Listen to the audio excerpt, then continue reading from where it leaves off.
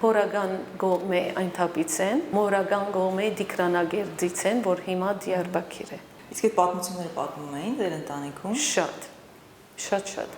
Եվ անկախ քեզանից, որ դու այդ տրավման չես ապրել, այսինքն բարեբախտաբար